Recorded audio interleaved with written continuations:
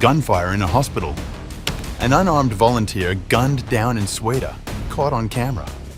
Damascus promises justice, but rights groups call it a war crime and demand the UN step in.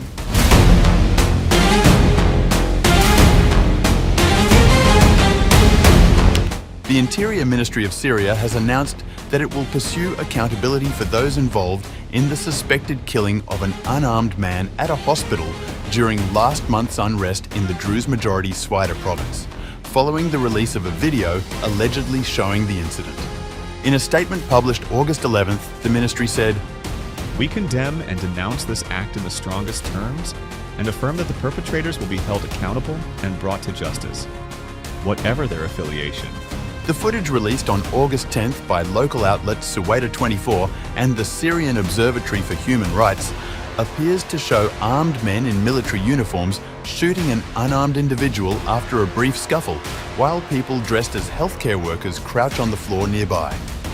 Sweida 24 identified the victim as an engineer volunteering with the hospital team. According to a witness who spoke to AFP, the incident took place on July 16th, in the middle of a week of intense bloodshed that began on July 13th.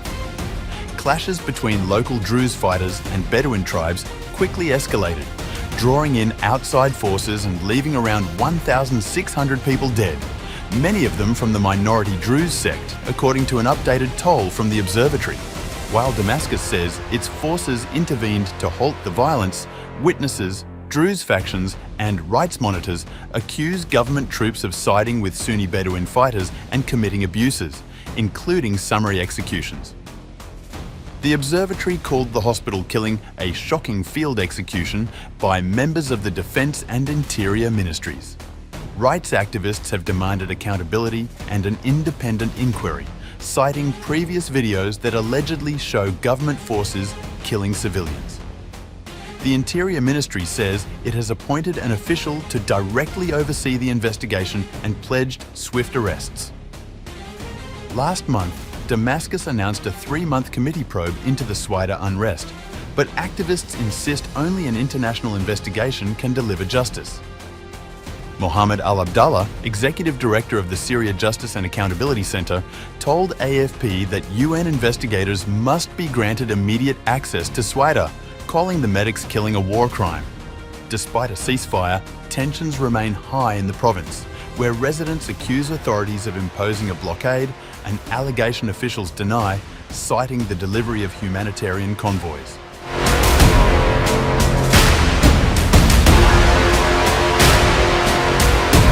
The Israel Defense Forces reported that overnight, troops detained an arms dealer in the southern Syrian village of Trinja, located within the Syrian buffer zone.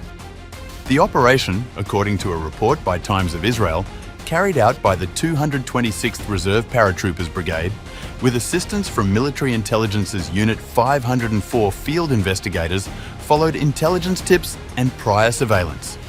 Weapons found in the area were confiscated and the suspect was taken for questioning. The IDF said its forces remain stationed in the sector to prevent terrorist entrenchment in Syria and to protect Israeli residents, especially in the Golan Heights.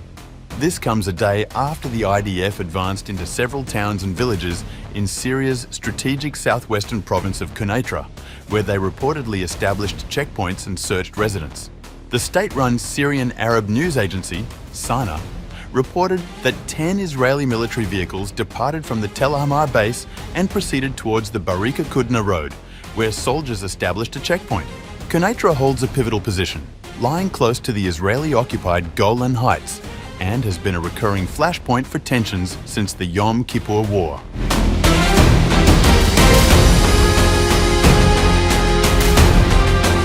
The UN Security Council on August 11th condemned all forms of negative or destructive interference in Syria's political, security, and economic transition, noting that such interventions undermine efforts to restore stability in the country. The Council therefore called on all states to avoid negative or destructive interference that could further destabilize the country. In a statement, the 15-member body repeated its call for an inclusive, Syrian-led and Syrian-owned political process based on Resolution 2254 to safeguard the rights of all Syrians and enable them to peacefully, independently, and democratically determine their futures. The Council further reaffirmed the importance of the United Nations' role in supporting Syria's political transition, reiterating its support for the efforts of the Office of the United Nations Special Envoy. Recalling Resolution 2254, the UN body reaffirmed its strong commitment to the sovereignty, independence, unity, and territorial integrity of Syria and called on all states to respect these principles.